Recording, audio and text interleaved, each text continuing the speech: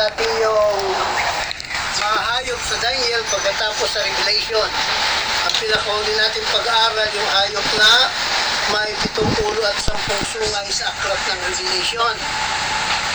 Doon po sa na galing po sa karagatan. At ito po yung sumisimbolo sa isang kaharian, walang iba kundi ang Roman Empire, mga kapatid, na kung saan ito po ay mayroon pong 7 ulo. At alam natin, ang 7 ulo po sa ating pag-aaral, ito po yung 7 hari.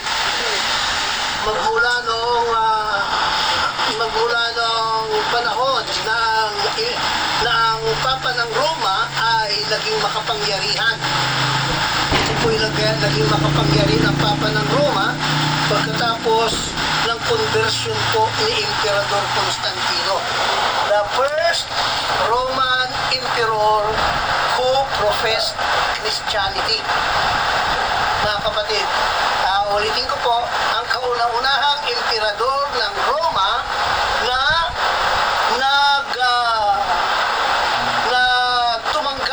tumangkilik at umaming siya ay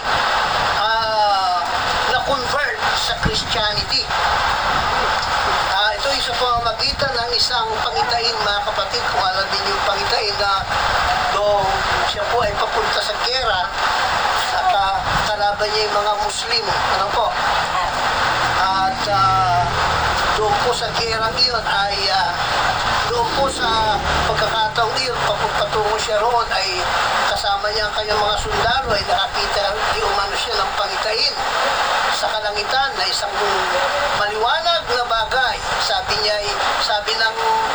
Sabi sa kasaysayan ay Hughes Cross na liwanag na may nakalagay na salita in hoc signos vinces. Ang ibig sabihin, by this sign thou shalt conquest. Thou shalt conquer. In hoc signos vinces. Ito ay salitang Latin nang ibig sabihin ay by this sign thou shalt conquer. So,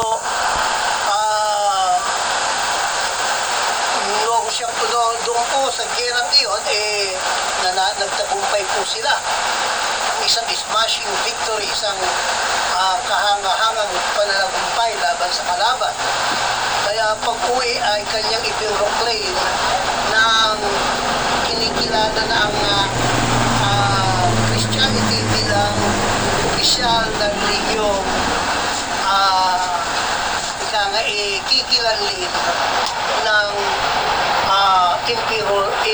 imperyo ng Roma. So, siyang kauna-unahang emperor o professed Christianity, si Emperor Constantine. Pero sa dahilang si Emperador Constantino po ay produkto ng mag-asawang isang Hudya at isang Pagano, at ang kanyang tatay ay isang may mataas na katungkulan bilang parang pari-pari ng mga Pagano, no? Sanggad. So, mayroon siyang kaalaman sa Sanggad, sa worship about Sanggad, at mayroon din siyang kaalaman sa worship about yung nag-iisang Diyos, the God of Israel. So, naghalo yung kanyang theology. Yan, kaya po mga kapatid, nung i-profess po niya ang Christianity ay halo rin. Yan, ano po yun? Ng paganism at Christianity. Yan po mga kapatid. At masasabi natin na ang pinakamalaking Christian religion na galing po sa Roma, walang iba kundi ang Roman Catholic Church, ay ano po, Christian in name but pagan in practices. Sa pangalan lamang Kristiyanos, balik sa katotohanan ay karamihan po ng aral ay hango sa paganismo. So, Purihin ang Panginoon. So yun po, mga kapatid, naging mistiso ang Kristyanismo.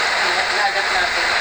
Na-adapt ng Christianity mula noon hanggang ngayon, hanggang sa nabaliktad na. Salamat pa rin tayo sa Diyos. Oo. Salamat pa rin, dahil ginamit pa rin. Ano yan, pwede tayo yan. Kahit na, Pwede kaya pa sa, Muslim eh, wala. dito nga sa Hindi atin, ma-introduce yung Jesus Christ. dito nga sa atin sa Pilipinas ang unang dumating dito at nag-introduce ng Kristyanismo, Katoliko Diba? Salamat pa rin. Ginamit sila, di ba? Oo. dahil kung wala, baka mas nauna. Muslim tayo. Muslim. Oo, Muslim Kumbaga sa tayo. kwan, naging mas diehard tayo Muslim. Bago dumating ang Protestantism, ano? Baka, dito, pag hindi Baka galit na, na galit ngayon tayo sa mga Kristiyano. oo, Oo, batay. baka naging katulad tayo ng Mindanao na hindi na Oo. pasok ng kwan. Ate mo napasok. Hindi napasok ng mga Espanyol yan at ng mga Amerikano. Dahil lumaban talaga sila under Sultan Kudarat. So, Dapat nga, sinakop na tayo ng Spain. Ng mga Kastila. Diba? Bye-bye kayo. Oo. hindi, mas gusto ko noong pamiliin tayo ng Amerika. Oo. Panahon ni Manuel Quezon. Quezon. Pinamili tayo kung gusto nating maging States. kaparte ng state ng Amerika o Amerika. magsarili. Ay pinili ni Quezon yung magsarili. Tanga. Ganda sana kung Ganda bakit sa tayo na. tanga-tanga. Kasi Ano alam, yung bro, para makasabi. hindi. Parang pag Hindi natin sila masisi. Ay, mas nanaisin niya pang kirong lang. Kasi ganito yun. Naranasan ng Pilipinas ang magmahigit 300 taong na pamuluan tayo ng Espanyol. Pagkatapos, pagdating ng Espanyol, ganun din pinakita sa atin nung una ng Amerika. Ay, sus, nag-giro na yun. Philippine-American War. Dami rin namatay na Pilipino. Mayroon pang mga minasaker na yung Kalabanga, Bel ba yun, ha? Balangginga, Bel, yung Balangginga Bel na kinuha ng mga Amerikano bilang kanilang yung Bel na yon kinuha nila bilang kanilang yung parang kampana ng kalimbang ng simbahan, kinuha nila bilang parang pag-apaalala sa kanila ang tag doon. Oo, parang prize nila sa pagkakapaslang sa halos buong bayan na yon. Talagang minasakir, lalaki, babae, pati bata. Ang mga Amerikano. Yun ang panambalaging gabi. Yung kinuha ni Duterte sa kanila nung panahon ni Duterte.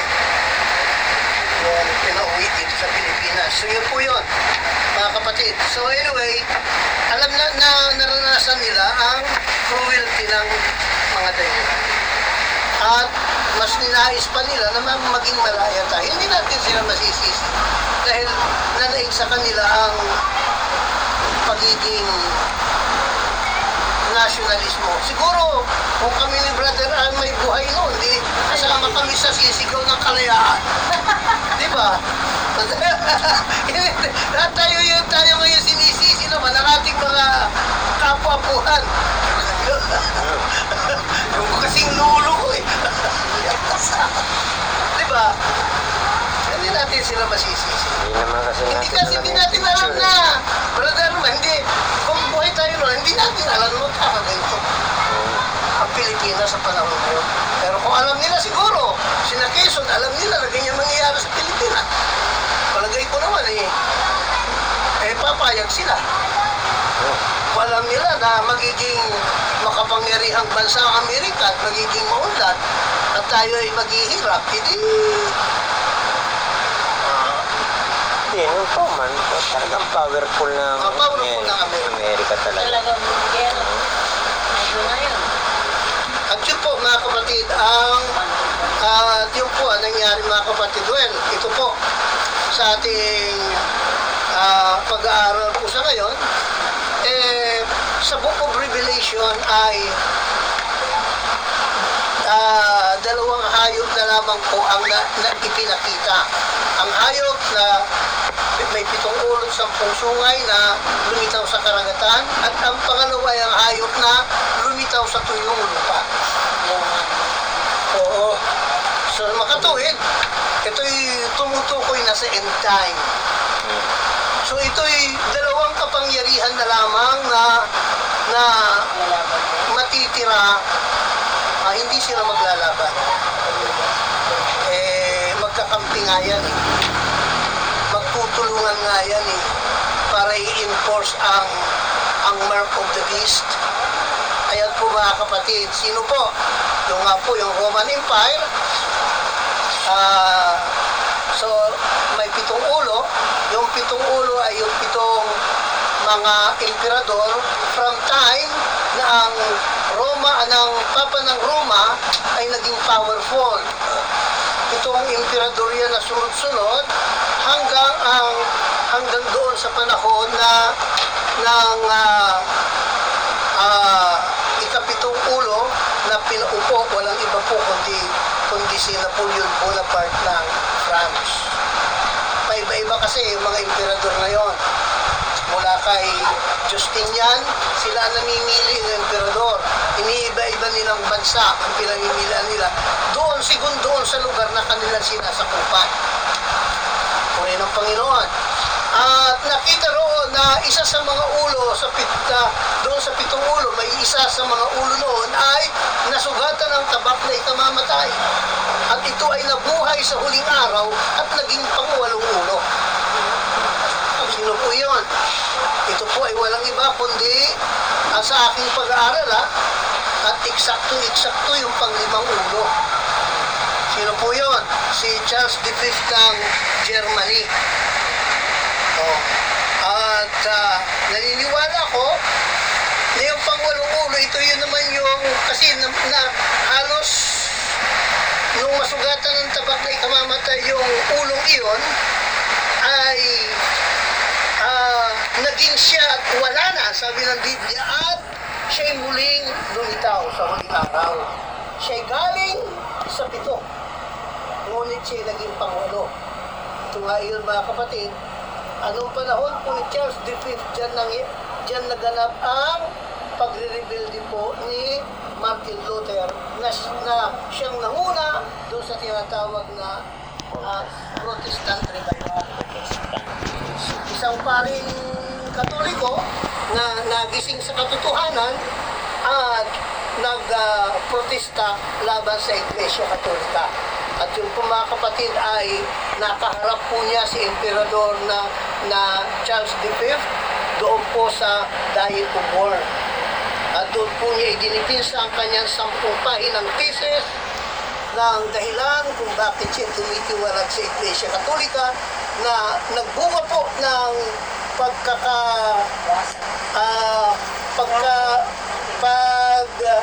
pagkakahati ng Iglesia Katolika. Halos may 100 o 150 plus na mga matataas na may katungkulan sa Iglesia Katolika ang sumama po at tumanib sa kilusan ni Martin Luther. So yun po, doon po nagsimula ang Protestantism. Puri ng Panginoon. Kung saan mga kapatid, hindi natin may pagkakaila na isa tayo sa naging bunga ng pagprotestang iyon. Dahil kung wala yun mga kapatid hanggang ngayon, palagay ko namamayagpag ang Iglesia Katolika at ang Roman Empire.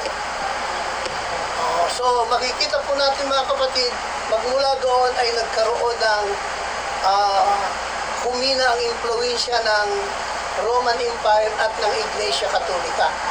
Kasi ang Rome at saka ang Church ay magkasama nung panahon iyon. Sa pitong ulong iyon mga kapatid, ang iglesia, ang babae ay nakasakay doon sa hayop. Hello? Nakasakay po ang iglesia doon sa hayop. Ibig sabihin na nakasakay sa iglesia, mga kapatid, yung hayop, ibig sabihin, Nirerendahan siya ang may hawak ng rinda. At ano man ang church. Ano nang sabihin niya, susundin yung hayop? Where the church goes, doon din ang mga kapatid, ang hindi ko dadala. Ayun. Ayan. May 7 ulo at sa yung babae na nakasakay sa hayop. Mayroon na may 7 ulo at yung 7 ulo, mayroon siyang kupang ginto. Ayan. Siyempre, alam ba ni ang may hawak ng rinda, yun ang nagmamaniho sa hayop. Parang kalabaw lang yan, mga kapatid, na kung saan hilahin ng lubid pumapali yung ulo ng hayop. So ganun po mga kapatid ang nangyari. Purihin ng Panginoon. At ito po ay nasugatan ay tabak na ikamatay, yung kalima. Subalit sa huling panahon, muling na-revive ang Roman Empire po ay na-revive ulit. Paano na-revive ito mga kapatid?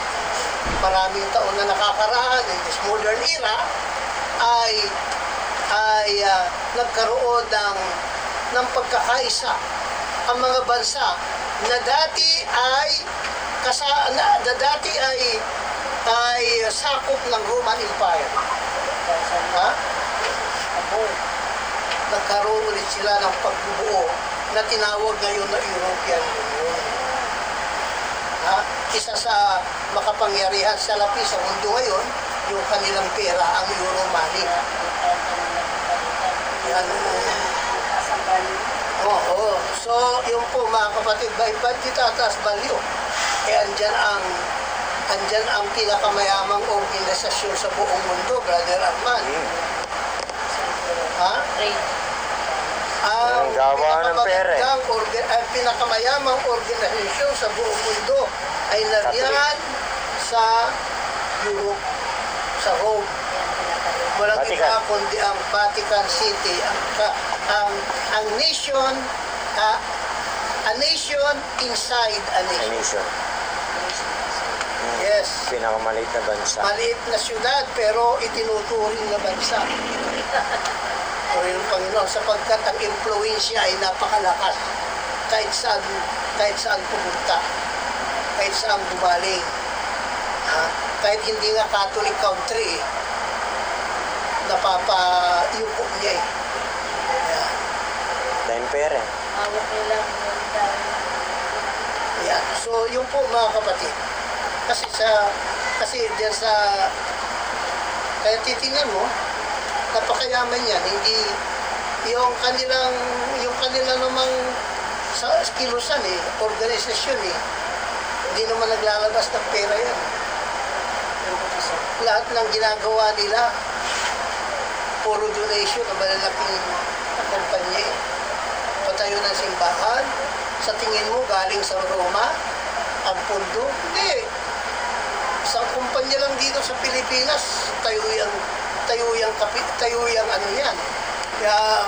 Kahit pinakamalaki pang simbahan. Baka nga may utang si Manalo dyan. Baka umutang dyan si Manalo.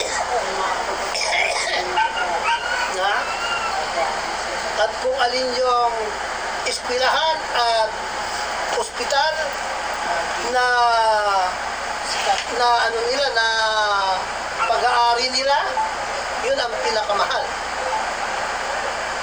Bakit? Kasi tinuturo nila pag doon ka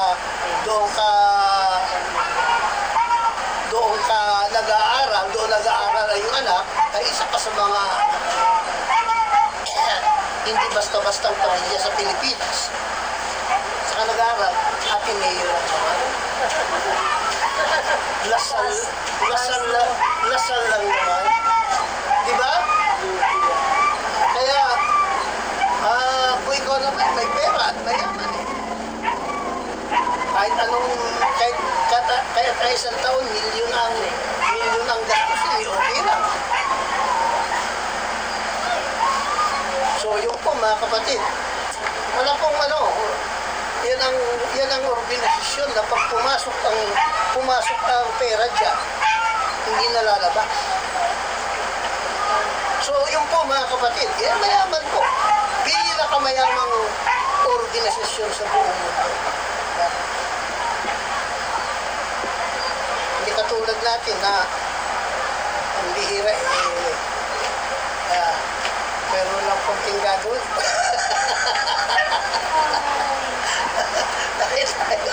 Tayo magagawa ganun tayo. Sabi nga ni Lord si Lord niya sabi nung tao na gustong sumunod gusto niya sumunod sa Panginoon. Sabi ni Lord, paksis ang pulos. Yung mga ibon, mayroong pugad. Yung asong gubat, may bugat. Pero yung anak ng tao, wala man lamang mahigaan ng kanyang ulo. Mali ang basa ng libro, na kapag ikaw ay Christian ka lang, kasi ang kamamong sa langit yaman. Yan ang kakulangan ng kaalaman sa salita ng Diyos. Yan ang totoo niyan. Mayaman na ama sa langit, bakit si Kristo bumaba rito na hirap? Hello? Ha? Milyonaryo ba si Kristo narito sa lupa? Ha? Tanong natin, hindi nga siya palat siya isang karpintiro lamang. Di ba yan yung anak ng Anduagi? Ha? At ang kanyang mga kapatid naririto, ayaw nga nilang paniwalaan. Daig niya pa milyonaryo. Ha? Daig niya pa milyonaryo. Daig niya milyonaryo. Subalit, Magmukhang alipin. alipin ang turing sa kanya. Di ba? Hindi lang sinampalatayaan. Dahil mababang uri ng tao nga, isang Sa mundo, kapag karpintiro. mababang ulo. Walang milyonaryo makapaglalakad sa ibabaw ng tubig. Yun lang. Kaya Walang lang, milyonaryong bubuhay ng patay. mga kapatid, kahit anong Hindi nila ginawa, pinaniwalaan. Ha?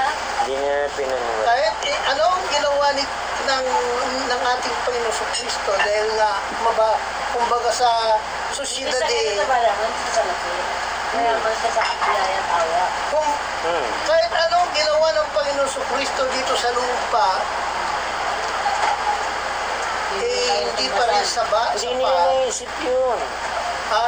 Hindi nila Dahil ang naisip. tingin nila sa kanya ay isang mababang uri ng tao. Kumbaga sa sosyedad natin, sosyedad natin, nung araw, nung tayo po'y hindi pa progresibo pa, tribo-tribo pa lang tayo, mayroon tinatawag na mga uring maharlika at saka mga alipin. Ganun yun. Tayo, alipin tayo. Ngayon may mga uring maharlika. May mga dato-dati, mga sultan-sultan, tsaka yung mga anak nila.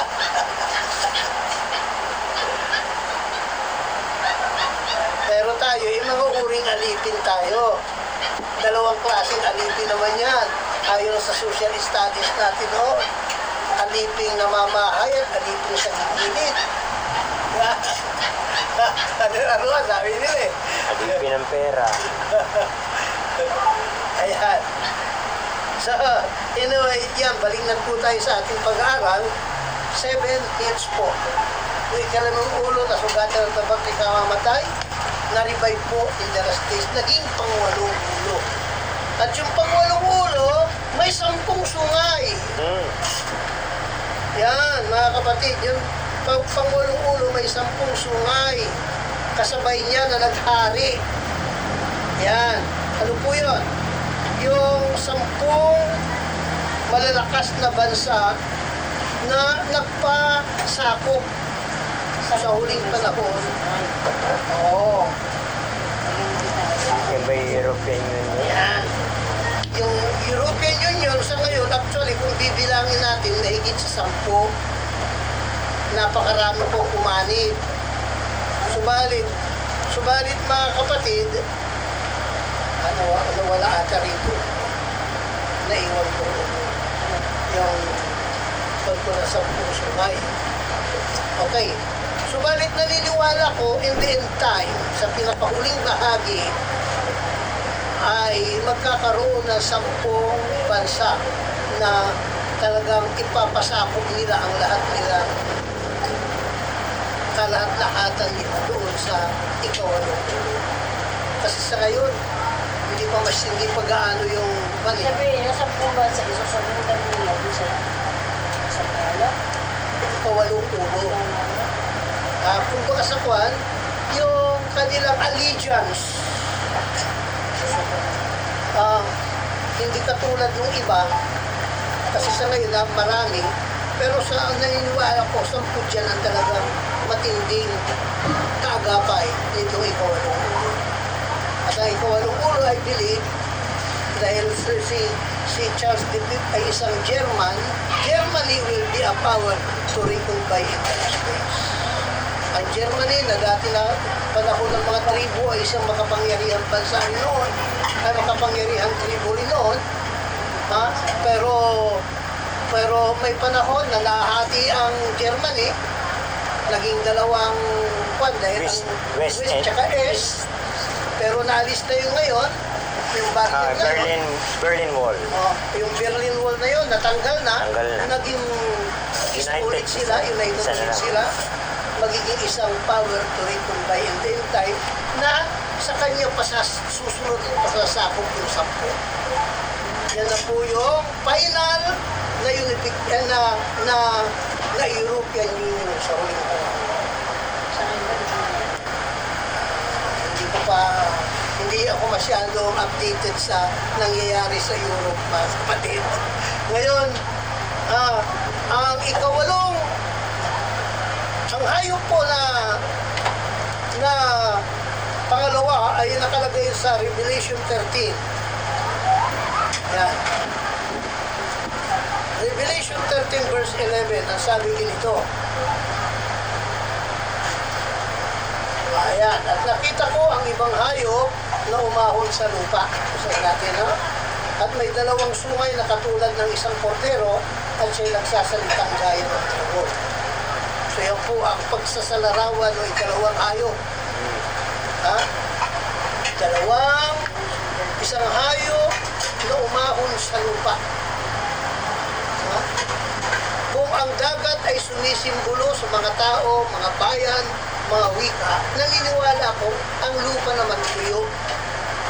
Ibig sabihin, sa lugar na wala pang eksistidong sibilisasyon, sumibol ang bansang ito o ang kapangyarihan ito o ang imperyong ito. Aling bansa, mga kapatid, sa Europe o sa West, pa natin West, ang sumibol sa ganoong kaparaanan. Walang iba po na may kasaysayan niyan, kundi ang United States of America. Puri ng Panginoon. Ha? Yung matatandang tribo, gaya ng Alimani, gaya ng Frank, gaya ng mga Great Britain, unang kwan, tawag dyan ay Anglo-Saxon Empire. Dati nang nag-exist nung araw. Puri ng Panginoon. Tinago lang ang pangalan ng marami. Subalit ay United States, hindi pa yan nag-exist.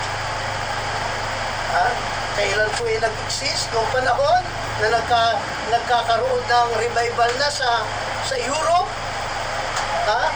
dahil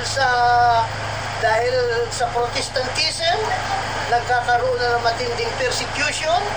Mga kapatid, pinipersecute ng Papa ng Roma ang mga Kristiyano dahil sila po ay marami na pong nakakabasa ng Biblia, nakakaunawa ng salita ng Diyos. Ano pong nangyari? Nung sila pinipersecute, sila ngayon ay lumayo, naghanap ng lugar na kung saan malaya nilang may sasagawa ang kanilang pananampalataya. Yeah. Dahil na po nagkaroon ng iba-ibang tribo doon sa lugar na iyon, galing sa kung saang lugar, hanggang marami rin ang galing sa Inglaterra. At doon po mga kapatid ay nabuo ang tinatawag na sa madaling salita, nabuo po ang United States of America. Columbus. Si Cristo, ang unang nakarating dyan ay si Christopher Columbus. Itong si Christopher Columbus, mga kapatid, ay nung ang nadatnan niya dyan, mga taong wala pang, hindi pa sibilisado. Yung mga black, Hindi, mga Indian. Red Indians. Yan. Galit pa nga sila. Yun ang Sinasama sila. nadatnan niya. Yes. Pero hindi na ipangalan sa kanyang lugar. Sa kanino galing yung pangalang Amerika? Isang Italian na navigator na si Amerigo Vespucci. Yan.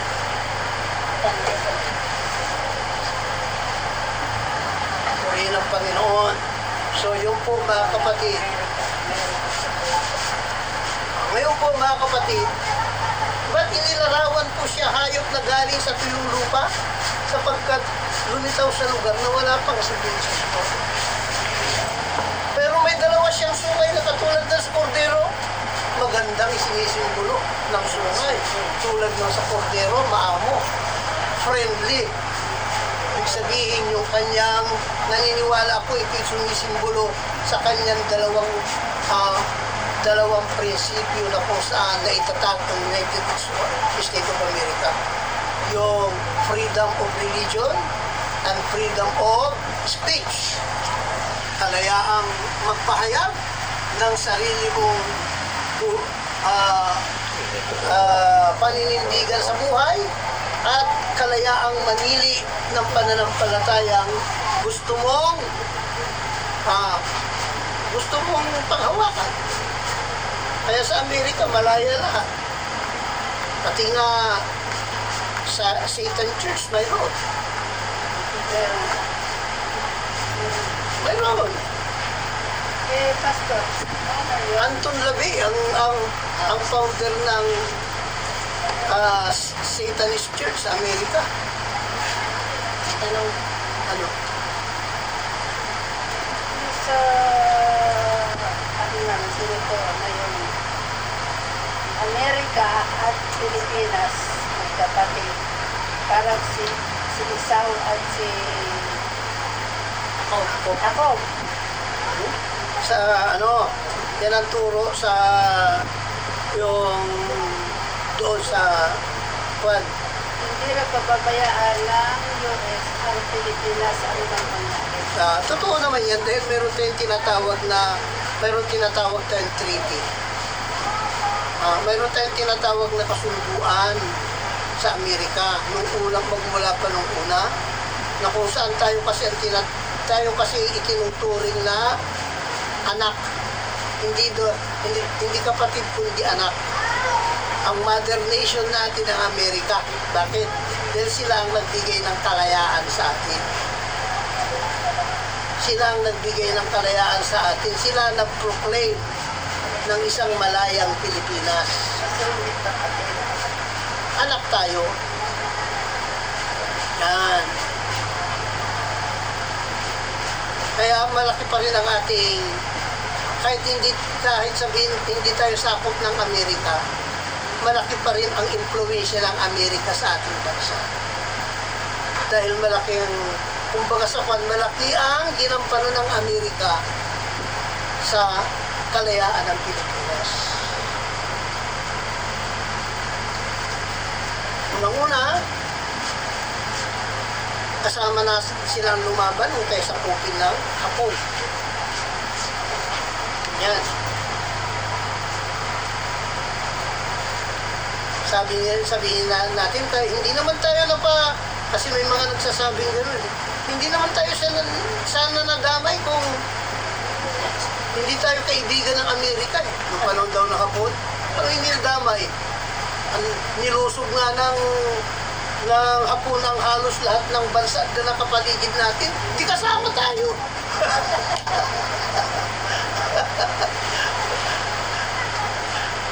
Kasi gusto ng Japan na mag-expand sila, expansionism. Kaso, binitawan nila lahat yun nung bagsakan sila ng dalawang atomic bomb. So yun po mga kapatid, ito nga po yung pinag-aaralan natin ngayon. Ha? Nung magsalita yung hayop na ito, Busis Dragon.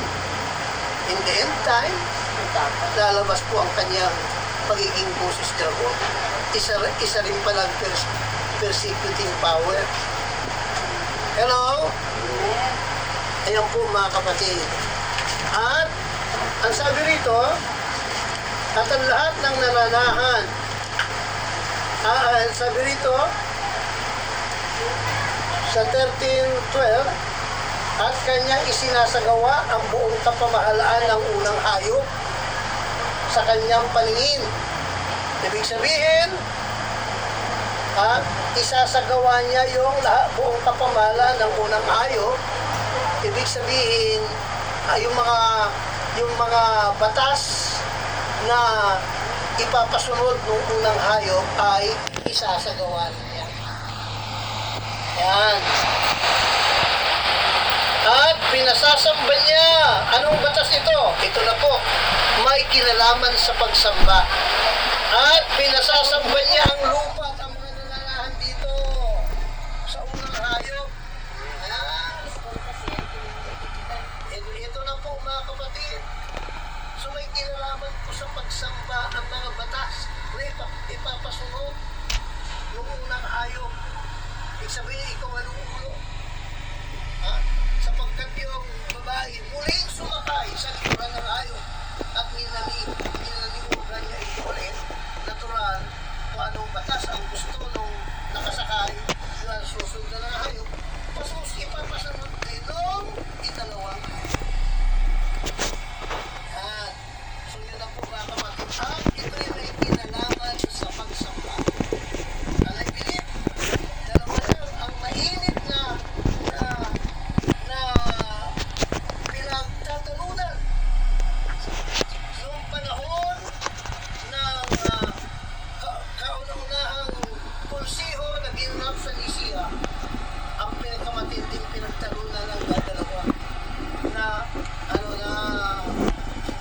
doktrina. Ano po yun? Doktrina, paniniwala patungkol kay Jesus Christ at ang paniniwala tungkol sa Sabat. Hello? Dalawang yun ang mahigpit na pinagtatalunan. Mga kapatid. Kaya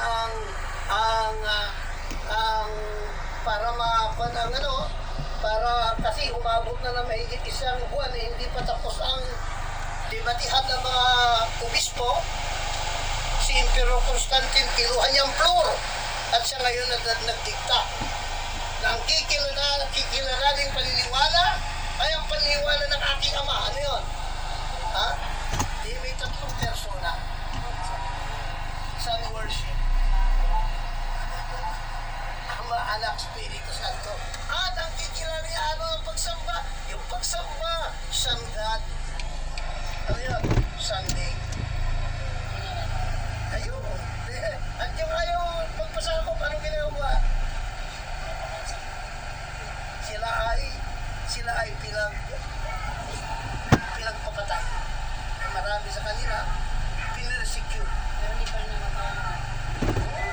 Kaya patay, sapagkat ang katotohanan naman nandiyan sa Biblia eh. Ang katotohanan na sa Biblia eh. Sabihin mo, mamatay doon, patay lahat sila. Pero rin makakabasa eh. Ito ang totoo eh. Ito ang paniniwalaan ko. Buti ka nagbabasa. Ay, hindi nga, magbabasa sa udyok ng banal na Espiritu.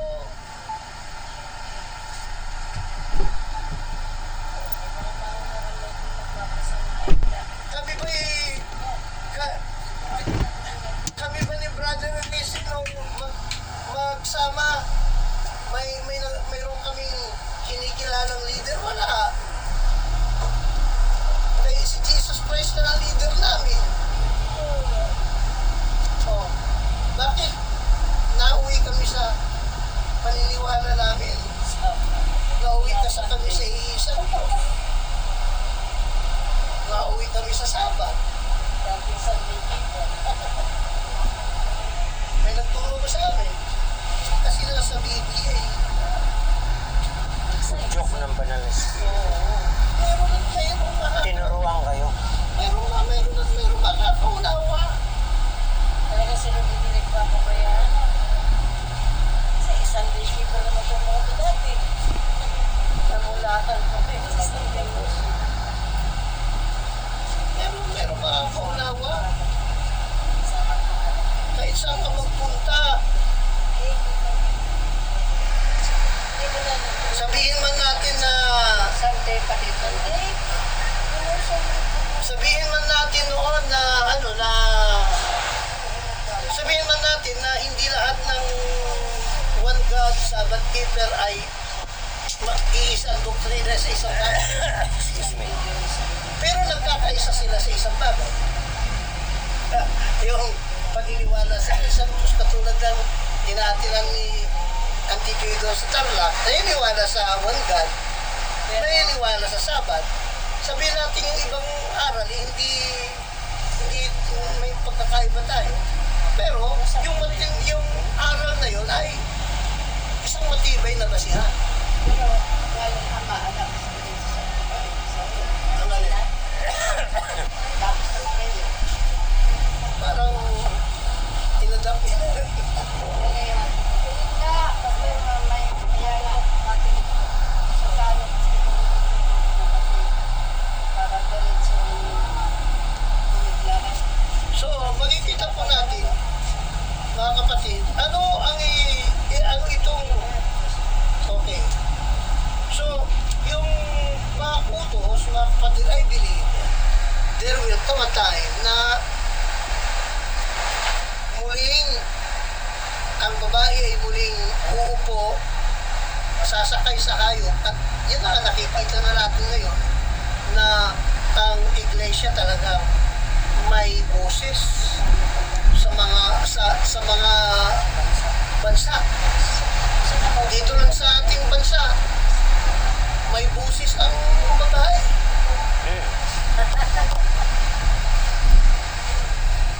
Sabihin natin ang iglesia ni Manalo ay medyo malakas-lakas ang boses, pero hindi pa rin mananalo sa Catholic. Catholic Church. Kaya, luluhod pa rin yung kahit sa Papa. Nakita mo ba sa Facebook?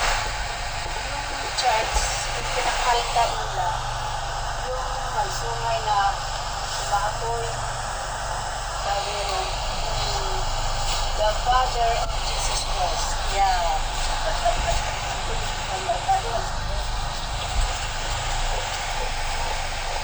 Yan pala ang ini-impose na may pagpupo ng babae sa hayo, didiktahan ng babae ang hayo. Pagkawalan ka ng kasunod, susundin. Kasi yung babae, church yun. Oh, church na, oh.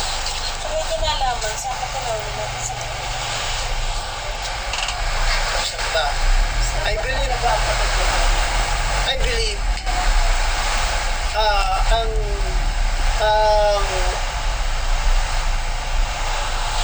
ang matibay na basihan ng tunay na iglesia. Ang dalawang kaibahan natin, mga kapatid. naniniwala na mayroon lamang iisang Diyos na tunay, ang ating Panginoon Kristo at ang Sabat, mga kapatid, na unique na, yan ang uniqueness natin sa kaibahan sa napakaraming iglesia. Hindi ko ito sinusolo sapagkat hindi lang naman ako nagkakaroon ng ganitong mga unawa. Napakarami na pong sa lahat po ng mga itong mga huling panahon, lahat po ng naging sabat keeper sa Amerika ay mga waligan. Galing sa UPC, galing sa Apostolic, galing sa grupo na mga. Katulad ni na katulad ni na John Haskins, dating Apostolic sa Titibet. Katulad ni J.C. White na nakasama na rin natin, dating mga UPC ang brother sabat keeper. So makikita natin na ang idinadagdag lang doon sa mga wanggad na yun ay yung sabat pangunawa sa Diyos. Napakarami na po. Kaya alarmado po ang UPC. Dahil hindi lamang sa Amerika nangyayari. Marami rin sila mga simbahan sa buong sa ibang mga bansa na nagiging sabat keeper.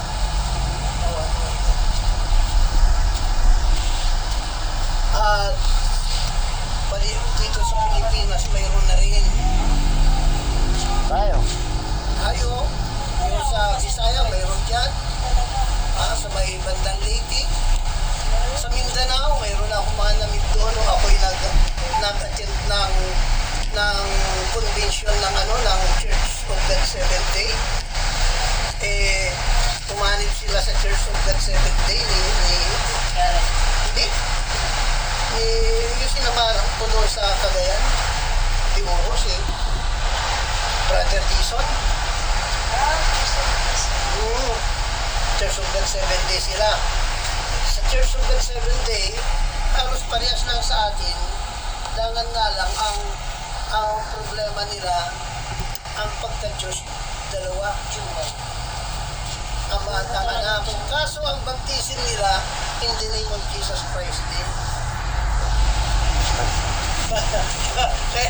kaya sabi ko sa kanila, napag-usap nga kami ni Pastor Dison, ginawa ko medyo dinaan ko lang sa patawa. Madadali. Dinaan ko lang sa patawa. Sabi ko, Pastor, dalawa yung Father at saka si Son. Oo, walang paniniwala ng Church. Sabi ko, Senior at saka Junior.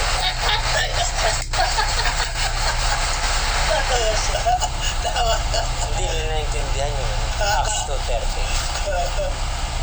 Sabi ko, Pastor, yung tatay, Senior, yung anak, Junior. Hindi nila naintindihan. Hindi niya nag-stop. Tsaka yung Matthew 28:19 at saka Acts 2:38. Hindi talaga dapat paliwanag So, makita po natin mga kapatid, ang tanging kwan dyan, the sign and the seal. Napakahalaga niyan. For yun ang Panginoon, we have the seal and we have the sign. Ano po yung sign? We have no fruits. Ha? Ay, kailangan yung pamumuhay Kasama susunod. dapat yun. Okay ba yan? But we have no fruits. Kailangan mamunga tayo. Hindi papayag si Lord, hindi tayo mamumunga. Kailangan talaga Baka tayo. ang dami. Tinuturo yung wala tayong nadadala sa tip. Hindi papayag si Lord yan. Alam ninyo, ang punong kahoy may kanya-kanyang characteristics. Pero matagal mamunga, brother. May matagal mamunga, pero pag namunga, Itik sa grabe. Sunod-sunod na. Mayroon din namang, so hindi natin alam kung anong characteristics mayroon tayo. Pag-pray natin kay Lord na darating ang araw ng pamumunga para sa bawat isa sa atin. Purihin ang Panginoon. So, ito po mga kapatid, hanggang dito muna tayo sa pag-aaral nito. Basta ang alam ko, nakita ko rito, ang batas na ipapasunod sa huling panahon may kinalaman sa pagsamba. Dalawa, unang-una, sino ang sinasamba? At pangalawa, ang araw ng pagsamba. Hindi ba naman kasi ang pwersa eh. Kay Lord at saka sa kaaway eh. Ayun din sa dalawa. Yun lang ang pinag- Ganun pa lang. Iba eh. Okay, tinuro yung Kaya dahil ang sabi rito, pinasamba niya ang buong mundo. Yan. sabay na kapitbahay. Sabi niya. At pinasamba niya ang lupa at ang nananahan dito sa unang hayop. Doon sa ipinapasunod ng unang hayop na gumaling ng sugat na ikamamatay. Ha? At siya'y gumawa ng dakilang tanda na anupat nakapagpapababa ng kahit apoy mula sa langit. Yan. That is the United States of America. Sapagkat siya ang pinakaunang bansa sa buong mundo na nagpababa ng apoy mula sa langit at tumulaw sa dalawang lungsod ng Japan. Ayos. Sino yun? Yung United States of America na ang buong mundo ay caught in awe doon sa kanilang nakita Apoy mula sa langit. kung paano binagsakan ng atomic bomb ang Nagasaki at ang Yokohama ng Japan at kung paano binasak ang dalawang syudad. Uri ng Panginoon, buong mundo ay namangha noong panahon yun. At ang Japan, ang matigas na hapon noong mga kapatid ay sumurinder ng tinatawag na unconditional surrender. Nag-sign ng unconditional surrender. Uri ng Panginoon. So, yun po mga kapatid. So, what is sa sa huling panahon mga kapatid, alam ko ninyo sa lahat ng relihiyon sa buong mundo, sa lahat ng relihiyon na nag-exist sa Christianity pala, mga kapatid, lahat sila lahat sila pati iglesia ni Manalo sa saan naniniwala na iba si Ama, iba si Anak. Brother Arman, sa iglesia ni Cristo, iba yung Ama, iba yung Anak. Dalawa. Ha? Gusto niya ba? Dalawa. Ayun siya. Nalalaman mo. Sa Ano kasi? kay lahat sila. Ang saksi ni Jehovah. Ang doktrina ni Soriano, parang halos parang kuha sa saksi. Mas makapangyari yung Ama kaysa sa Anak. Ayun naman ang sinabi ng John. Hindi sila The pantay. Father is greater than the Son. Yes. Totoo yun. Totoo yun. Pero sa anong paraan? Kalagayan. Yun ay hindi nila maunawaan. Ngayon, mga kapatid, ang one God lang ang tayong naniniwala na si Jesus at ang Ama ay isa. Ang Sabat po, mga kapatid, isang mahalagang tipan ng Diyos sa sangkatauhan sa ating mga anak ng Diyos, sa kanyang bayan. Madali lang ang unawain na. Yung sign po, yung Sabat, yung seal po, yung anak, ay yung baptism in the name of Jesus Christ. Natin naman natin. Sapagkat naunawaan natin na si Jesus Cristo, ang Ama, ang Anak, at ang Espiritu. Amen? Amen. Mariinom pa rin. The sign and the seal. At yan ang matibay natin pinangawakan sa buhay. Pag hindi talaga pala pala, Wala ito. Amen.